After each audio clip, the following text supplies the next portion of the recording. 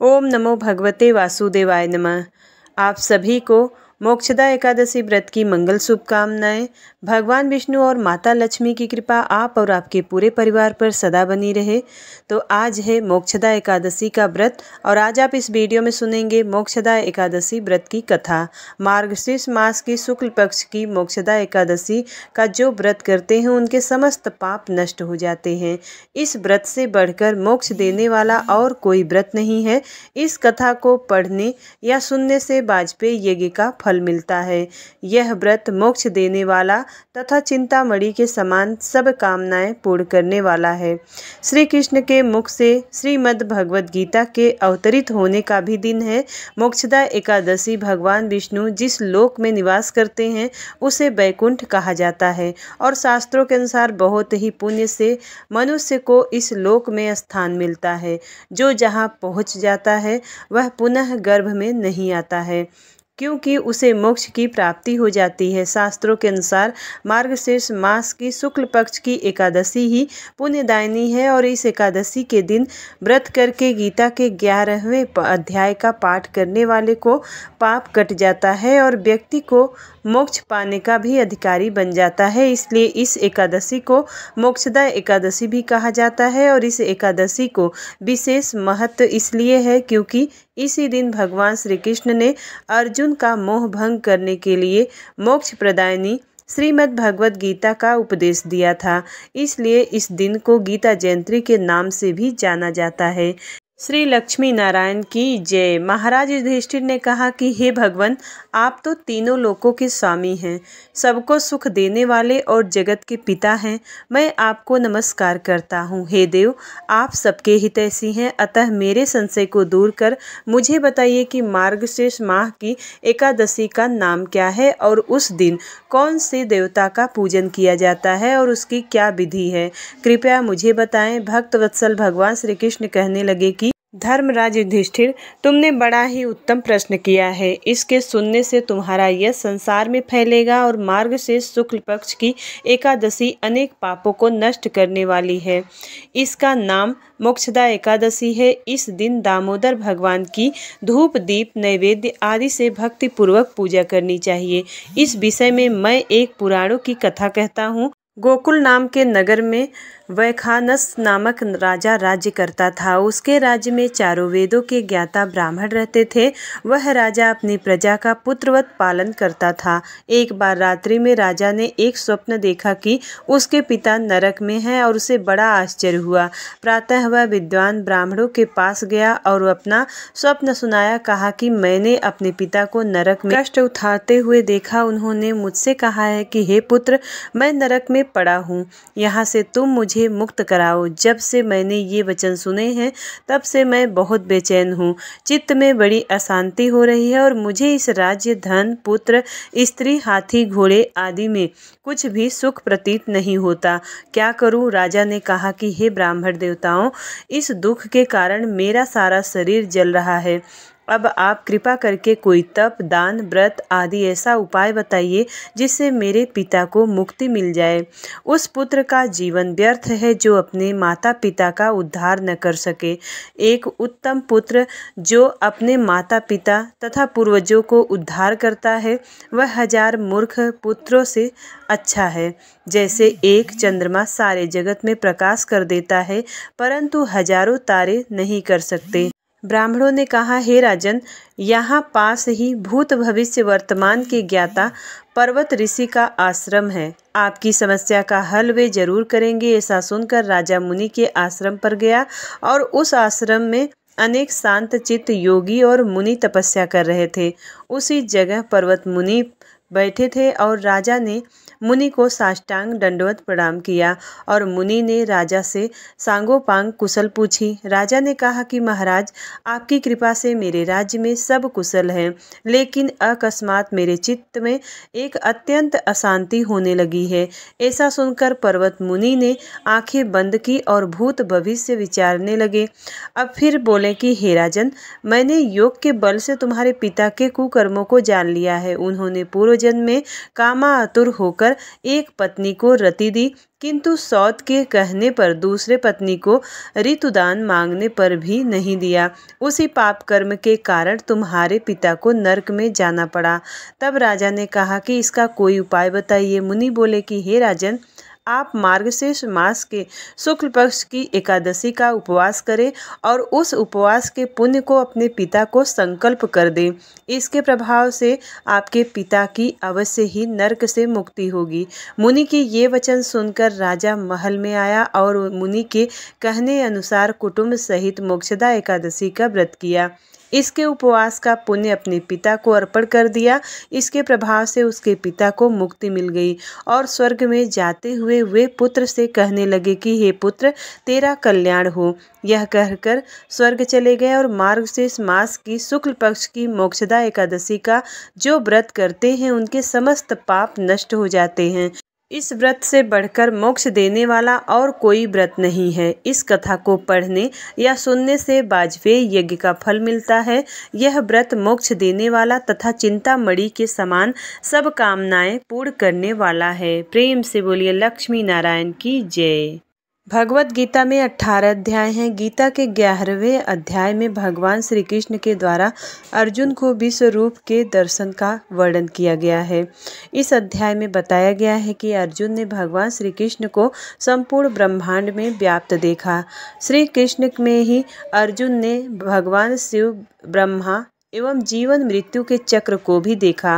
शास्त्रों के अनुसार जो व्यक्ति नियमित गीता के 11वें अध्याय का पाठ करता है उसे भगवान विष्णु के दर्शन का पुण्य प्राप्त होता है। ऐसे व्यक्ति की आत्मा मृत्यु के पश्चात परमात्मा के स्वरूप में विलीन हो जाती है, अर्थात उन्हें मोक्ष मिल जाता है।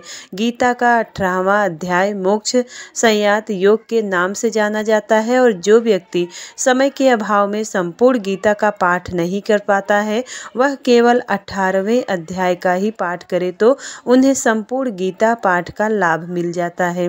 शास्त्रों में बताया गया है कि गीता जयंती के दिन श्रीमद् भगवत की पूजा करके आरती करनी चाहिए और इसके पश्चात गीता का पाठ भी करना चाहिए। इससे महापुण्य की प्राप्ति होती है।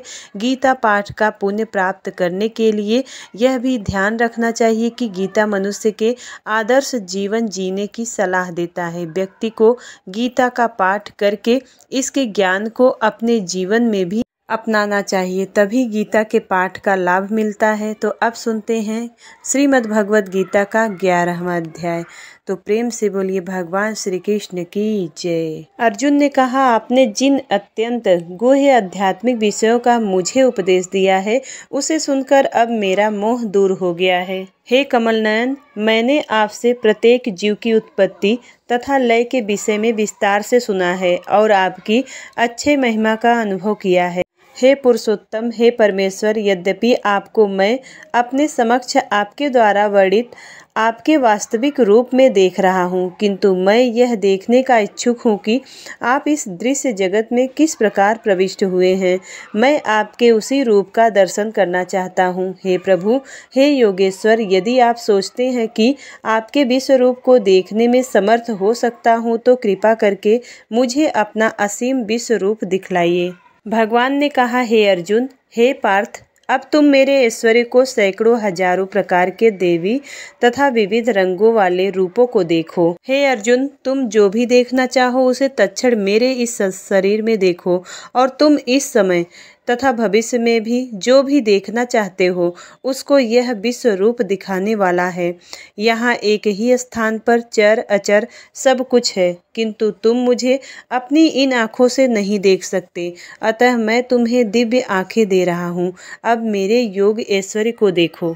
संजय ने कहा, हे राजा, इस प्रकार कहकर महायोगेश्वर भगवान ने अर्जुन को अपना विश्व रूप दिखलाया। अर्जुन ने उस विश्व रूप में असंख्य मुँह, असंख्य नेत्र तथा असंख्य आश्चर्यमय दृश्य देखे। यह रूप अनेक दैवी आभूषणों से अलंकृत था और अनेक दैवी हथियार उठाए हुए था। यह दैवी मालाएं तथा वस्त्र धारण किए हुए था और उस पर अनेक दिव्य सुगंधित लगी हुई थी।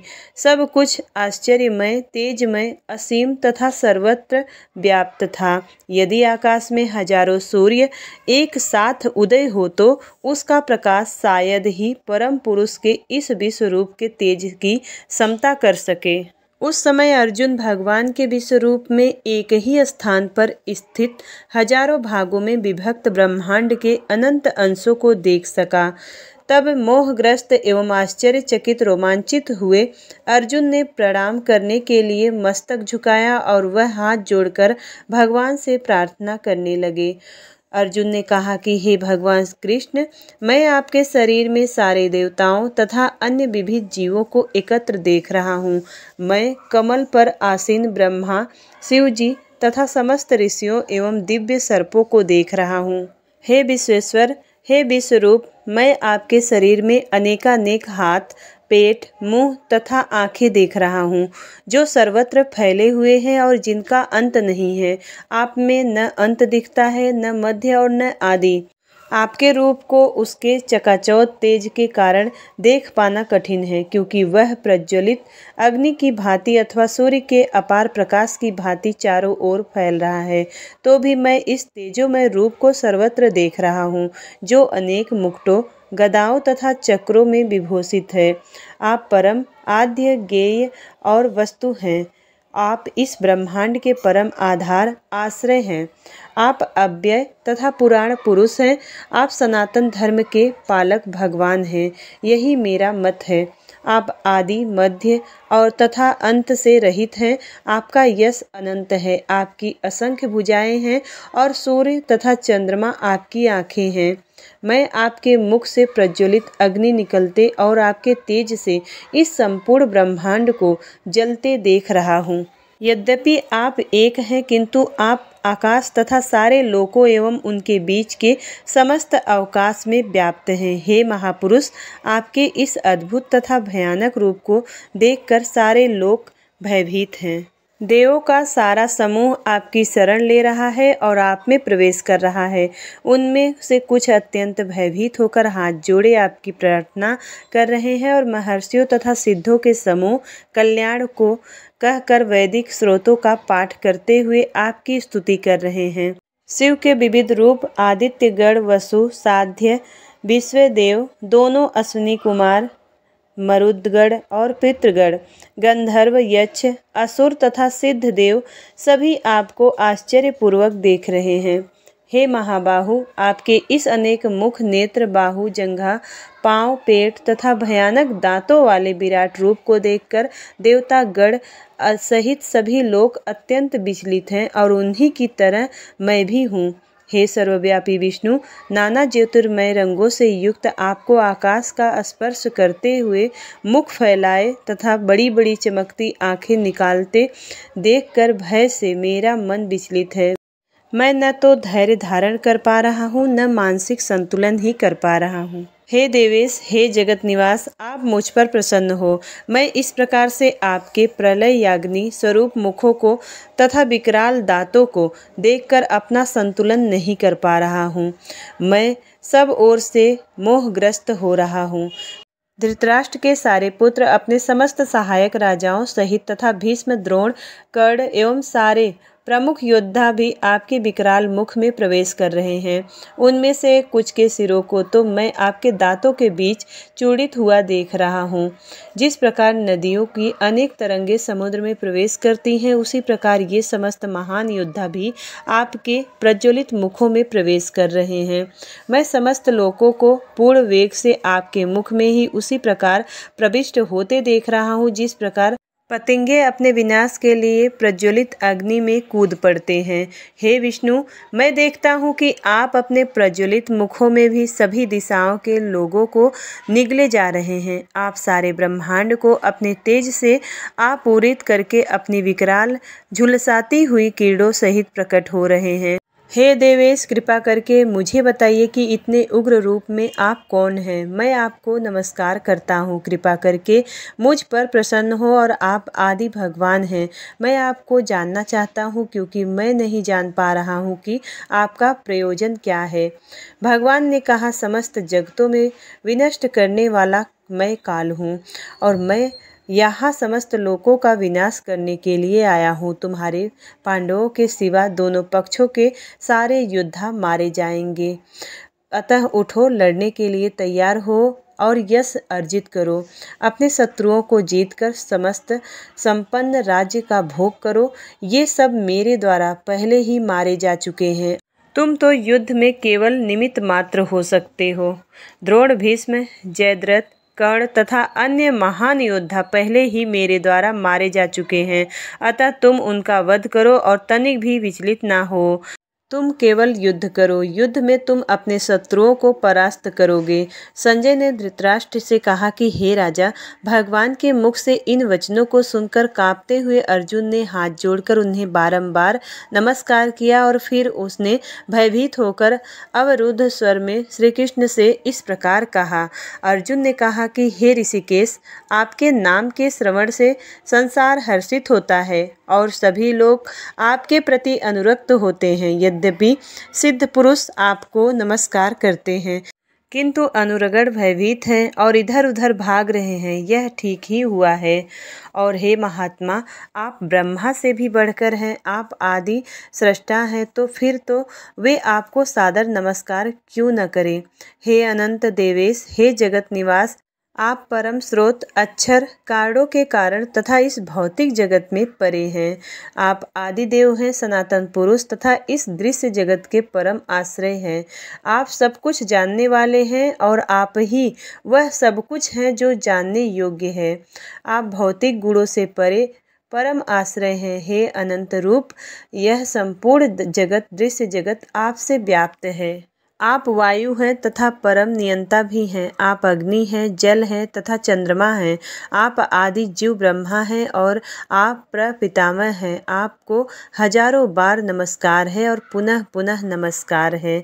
आपको आगे पीछे तथा चारों ओर से नमस्कार है। हे असीम शक्ति, आप अनंत पराक्रम के स्वामी हैं। आप सर्वव्यापी हैं, अतः आप सब कुछ हैं। आपको अपना मित्र मानते हुए मैंने हठपूर्वक आपको हे कृष्ण, हे यादव, हे सखा जैसे संबोधनों से पुकारा है, क्योंकि मैं आपकी महिमा को नहीं जानता था। मैंने मूर्खतावश या प्रेमवश जो कुछ भी किया है, कृपया उसके लिए मुझे क्षमा कर दें। यही नहीं, मैंने कई बार आराम करते समय, एक साथ लेटे हुए या साथ साथ खाते या बैठते हुए, कभी अकेले तो कभी अकेले मित्रों के समक्ष आपका अनादर किया है। हे अच्युत, मेरे इन समस्त अपराधों को क्षमा करें। आप इस चर तथा अचर संपूर्ण दृश्य जगत के जनक हैं। आप परम पूज्य महान आध्यात्मिक गुरु हैं। न तो कोई आपके तुल्य है, न ही कोई आपके समान हो सकता है। हे अतुल शक्ति वाले प्रभु, भला तीनों लोकों में आपसे बढ़कर कोई कैसे हो सकता है।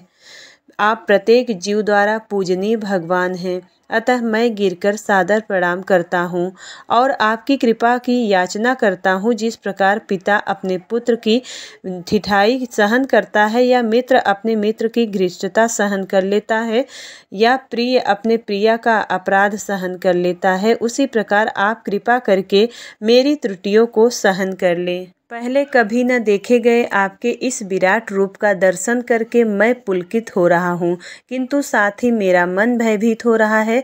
अतः आप मुझ पर कृपा करें और हे देवेश, हे जगत निवास, अपना पुरुषोत्तम भगवत रूप पुनः दिखाएं। हे विराट रूप, हे सहस्त्रभुज भगवान, मैं आपके मुकुटधारी चतुर्भुज रूप का दर्शन करना चाहता हूँ, जिसमें आप अपने चारों हाथों में शंख, चक्र, गदा तथा पद्म धारण किए हुए हैं। मैं उसी रूप को देखने की इच्छा करता हूँ। भगवान ने कहा कि हे अर्जुन, मैंने प्रसन्न होकर आपकी अंतरंगा शक्ति के बल पर तुम्हें इस संसार में अपने इस परम विश्वरूप का दर्शन कराया है। इसके पूर्व अन्य किसी ने इस असीम तथा तेजोमय आदि रूप को कभी नहीं देखा था। हे कुरुक्षेत्र, तुमसे पूर्व मेरे इस विश्व रूप को किसी ने नहीं देखा, क्योंकि मैं न तो वेदाध्ययन के द्वारा, न यज्ञ दान पुण्य या कठिन तपस्या के द्वारा इस रूप में, इस संसार में देखा जा सकता हूँ। तुम मेरे इस भयानक रूप को देखकर अत्यंत विचलित एवं मोहित हो गए हो। अब इसे समाप्त करता हूँ। हे मेरे भक्त, तुम समस्त चिंताओं से पुनः मुक्त हो जाओ।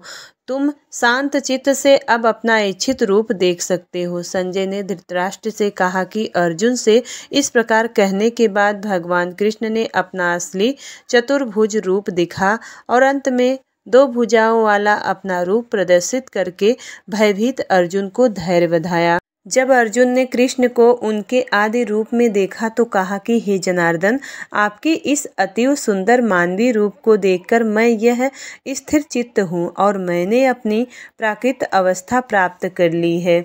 श्री भगवान ने कहा कि हे अर्जुन, तुम मेरे जिस रूप को इस समय देख रहे हो उसे देख पाना अत्यंत दुष्कर है। यहाँ तक कि देवता भी इस अत्यंत प्रिय रूप को देखने की ताक में रहते हैं। तुम अपने दिव्य नेत्रों से जिस रूप का दर्शन कर रहे हो उसे तो न तो वेदाध्ययन से, न कठिन तपस्या से, न दान से, न पूजा से ही जान सकता है।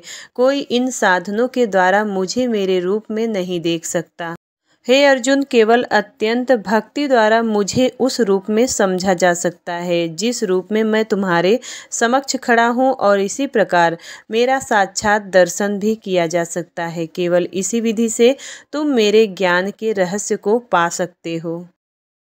हे अर्जुन, जो व्यक्ति सकाम कर्मों तथा मनोधर्म के कलमश से मुक्त होकर मेरी शुद्ध भक्ति में तत्पर रहता है, जो मेरे लिए ही कर्म करता है, जो मुझे ही जीवन लक्ष्य समझता है और जो प्रत्येक जीव में मैत्री भाव रखता है, वह निश्चय ही मुझे प्राप्त करता है।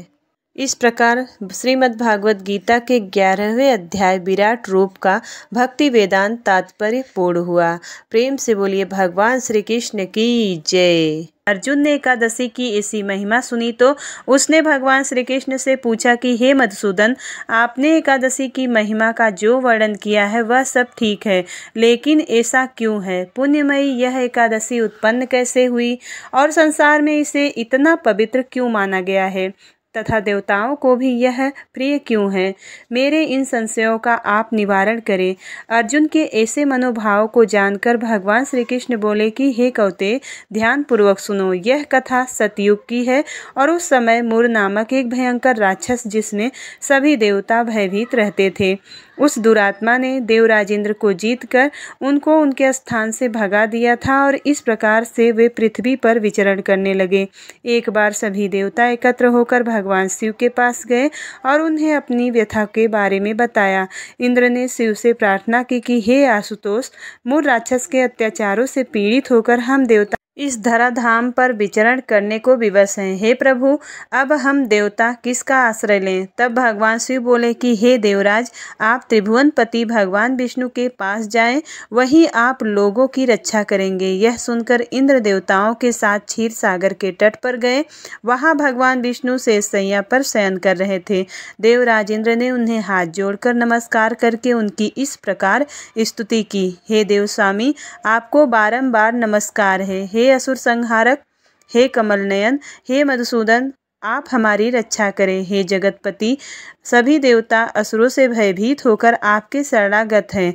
आप ही सृष्टि के रचयिता, पालनहार, संहारक, देव सहायक, शांतिदाता, आकाश व पाताल हैं। आप ही सर्वस्व हैं। हे प्रभु, हम आपकी शरण में आए हैं। राक्षसों ने हमें स्वर्ग से खदेड़ दिया है, आप हमारी रक्षा कीजिए।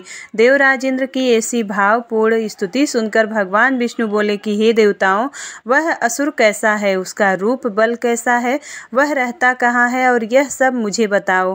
तब इंद्र ने कहा कि हे प्रभु, पूर्व काल में ब्रह्मा जी की वंश परंपरा में नाड़ी जंग नामक असुरों को हो चुका है, जो अति भीषण था। उसी का पुत्र मूर है। वह अपनी राजधानी चंद्रावती में रहता है, उसने देवताओं को हराकर स्वर्ग के खदेड़ दिया है और इंद्र का सिंहासन पर दूसरे इंद्र को बैठा दिया है। इसी तरह वह स्वयं अग्नि, यम, वरुण, सूर्य, चंद्रमा बनकर पृथ्वी को तपा रहा है। वह मेघ बनकर जल बरसाता है। और अतः हे प्रभु, आप उस राक्षस का वध करके देवताओं को उनका अधिकार वापस दिलाएं। देवराज इंद्र के ऐसे वचन सुनकर भगवान विष्णु बोले कि हे देवताओं, मैं तुम्हारे शत्रुओं का शीघ्र ही संहार करूंगा। ऐसा कहकर वह क्रोधित होकर चंद्रावतीपुरी में गए। उनके साथ देवता भी वहां पे थे और सबने देखा कि उस समय मुर बार बार गरज रहा था। उससे भयभीत होकर देवता दोनों दिशाओं में भाग छूटे। वह असुर भगवान विष्णु को भी ललकारने लगा। तभी भगवान विष्णु के नेत्र क्रोध के कारण लाल हो गए। वे बोले कि अरे दुष्ट, इन मेरी भुजाओं को देख। ऐसा कहकर वह अपने दिव्य बाणों से मुर राक्षस के सामने पहुंचे और चुन चुन कर असुरों का संहार करने लगे। उन्होंने असुर सेना पर चक्र का प्रहार करके राक्षसों को तितर बितर कर दिया। अनेक राक्षस मारे गए। काफी समय तक दोनों में मल्ल युद्ध होता रहा।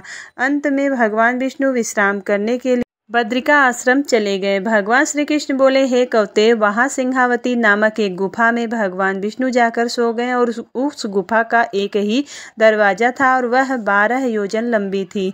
वह राक्षस भी उनके पीछे पीछे गुफा में जा पहुंचा। वहां पहुंचकर राक्षस सोचने लगा कि यह दानवों के लिए कंटक है, अतः निश्चय ही मैं इसे मार डालूंगा।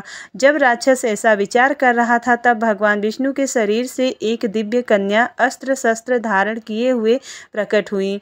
विष्णु के अंश से उत्पन्न वह दिव्य कन्या बल पराक्रम से युक्त थी। उस कन्या को देखकर वह राक्षस उससे युद्ध करने लगा और कन्या ने क्रोधावेश में राक्षस के अस्त्र शस्त्रों को खंडित कर रथ को भी तोड़ दिया। वह दैत्य इतने पर भी कन्या से मल्ल युद्ध करने लगा, लेकिन कन्या ने उसे धक्का मारा तो वह मूर्छित हो गया। जब राक्षस की मूर्छा टूटी तो दिव्य कन्या ने अपनी तलवार से उसका सिर काटकर उसे यमपुरी पहुंचा दिया। अन्य राक्षस पाताल में चले गए। जब भगवान विष्णु की नींद टूटी तो उस राक्षस को मरा हुआ देखकर आश्चर्यचकित रह गए। वे सोचने लगे कि इस असुर को किसने मार डाला। तब वह दिव्य कन्या हाथ जोड़कर बोली, हे प्रभु, यह राक्षस आपका वध करना चाहता था, तभी आपके शरीर से उत्पन्न होकर मैंने इसका वध कर दिया। तब भगवान विष्णु बोले, हे कन्या, तूने इसका वध किया है, अतः मैं तुझ पर अति प्रसन्न हूँ। तूने तीनों लोकों को सुखी कर दिया है। अब तू अपनी इच्छा के अनुसार वर मांग। यह सुनकर वह कन्या, जो एकादशी देवी थी, बोली कि हे प्रभु, आप मुझे यह वरदान दे कि जो भी कोई मेरा व्रत करे उसके सभी पाप नष्ट हो जाएं और वह स्वर्ग में वास करे। मेरे व्रत का आधा फल रात्रि को, आधा फल एक समय भोजन करने वाले को मिले। जो मनुष्य श्रद्धा भाव से मेरा व्रत करे उसे आपका लोक प्राप्त हो। इसके अतिरिक्त जो मेरे वाले दिन व रात्रि में एक बार भोजन करे वह धन धान्य से परिपूर्ण रहे। तब भगवान विष्णु बोले कि हे कल्याणी, जैसा तूने कहा है वैसा ही होगा। हे कन्या, तेरा जन्म एकादशी तिथि को हुआ है, अतः तेरा नाम भी एकादशी ही होगा। जो भी मनुष्य तेरे वाले दिन को व्रत करेगा उसके सभी पाप नष्ट हो जाएंगे, अंत में वह मोक्ष पाएगा। तू मुझे अति प्रिय है। तेरे व्रत का फल सभी तीर्थों व दानों के फल जैसा होगा। इतना कहकर भगवान विष्णु अंतर ध्यान हो गए। एकादशी भी भगवान के ऐसे वचनों को सुनकर अति प्रसन्न हुई। भगवान श्री कृष्ण बोले, हे कौतेय, यह मैंने तुम्हें एकादशी की उत्पत्ति से संबंधित व्रत बताया है। एकादशी पापनाशनी व सिद्धिदायिनी है। जो व्यक्ति एकादशी का उपवास करता है वह वैकुंठ धाम को जाता है। जो कोई एकादशी महात्म्य का पाठ करता है उसे 1000 गौओं के दान का फल मिलता है। जो कोई दिन या रात में एकादशी महात्म्य को केवल सुनता है वह ब्रह्म हत्या के दोष से मुक्त हो जाता है। अब सुनते हैं तुलसी माता की कहानी। एक कन्या थी। जब वह थोड़ी बड़ी हुई तो उसको समझ में आने लगी कि वह तुलसी माता की पूजा करने लगी। उसको प्रतिदिन नियम था कि तुलसी माता का पूजन करने के बाद ही वह खाना खाती थी।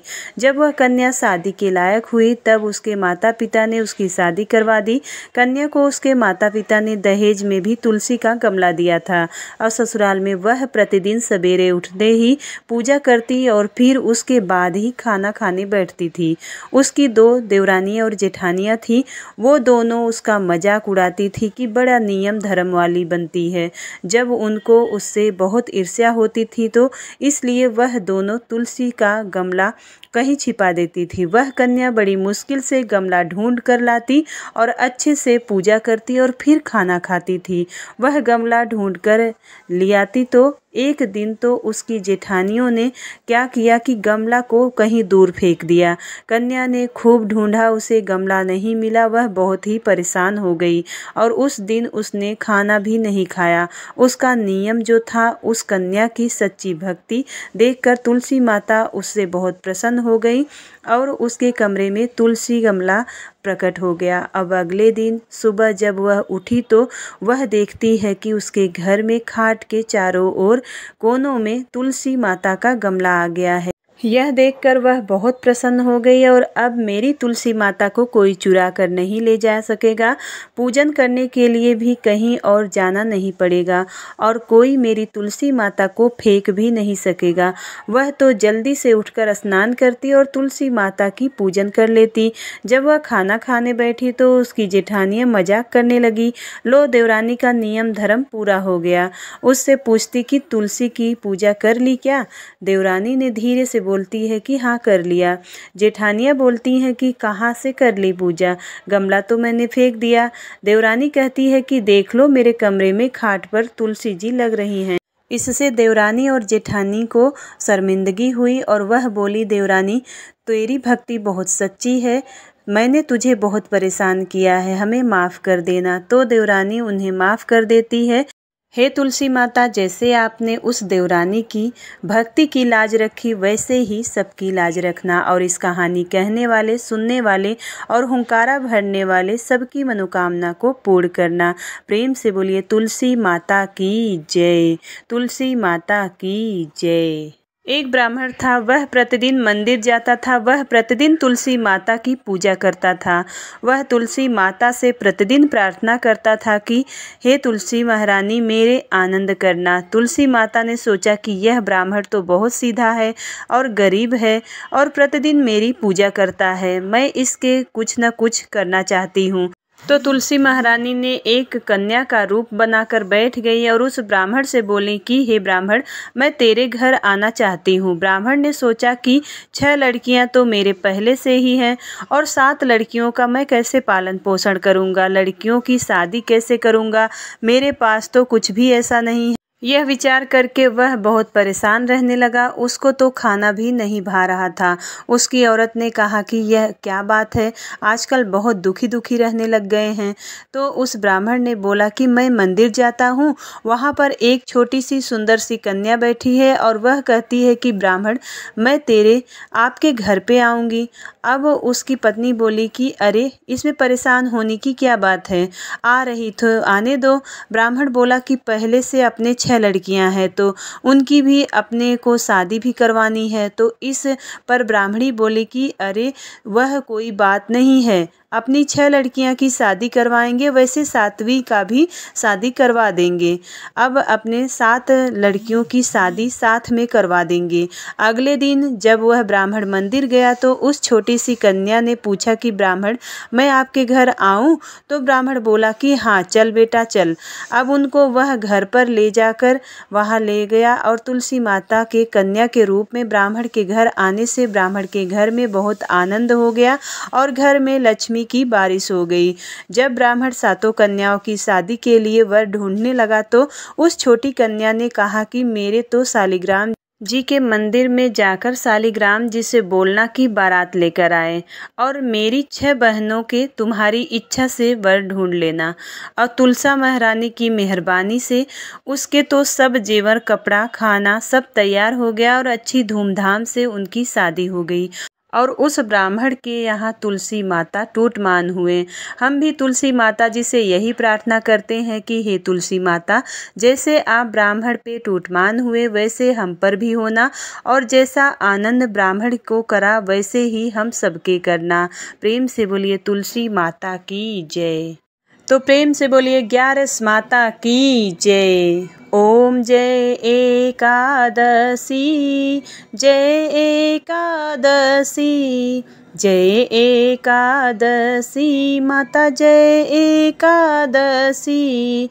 विष्णु पूजा व्रत को धारण कर शक्ति मुक्ति पाता।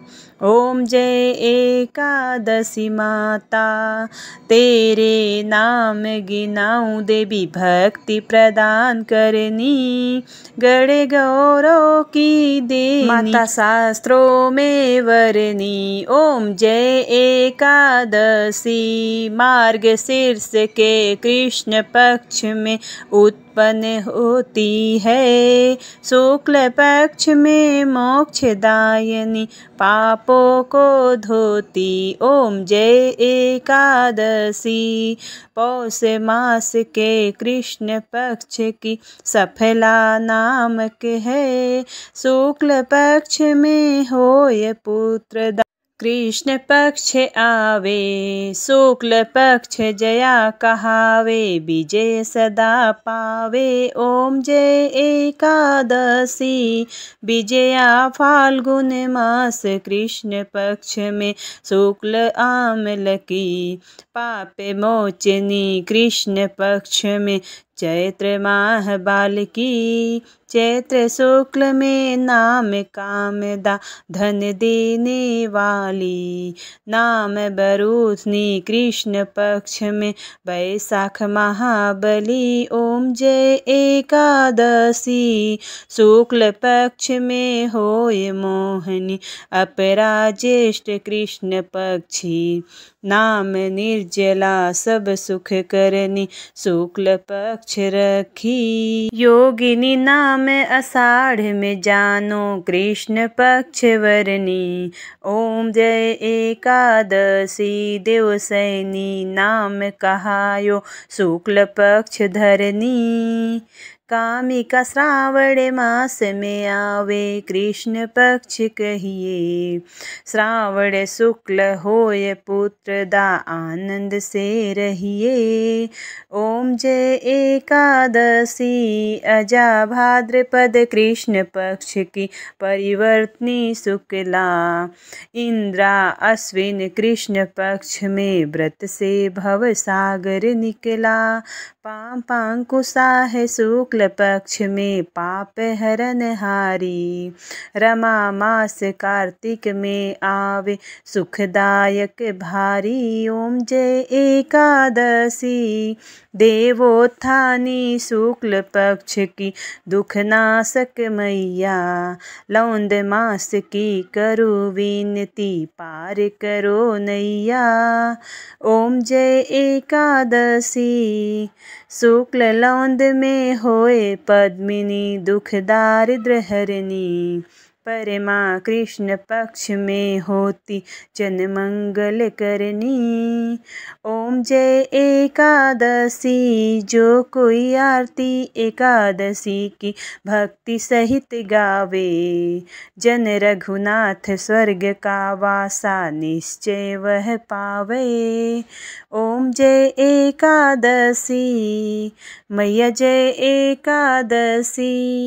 प्रेम से बोलिए 11 माता की जय, भगवान विष्णु की जय, माता लक्ष्मी की जय। उम्मीद करती हूँ वीडियो आपको पसंद आती है। यदि वीडियो पसंद आए तो एक लाइक ज़रूर करिएगा। चैनल पर पहली बार आए हैं तो सब्सक्राइब जरूर करिएगा। मिलती हूँ अगली वीडियो में, तब तक के लिए जय श्री हरि विष्णु, जय माता लक्ष्मी।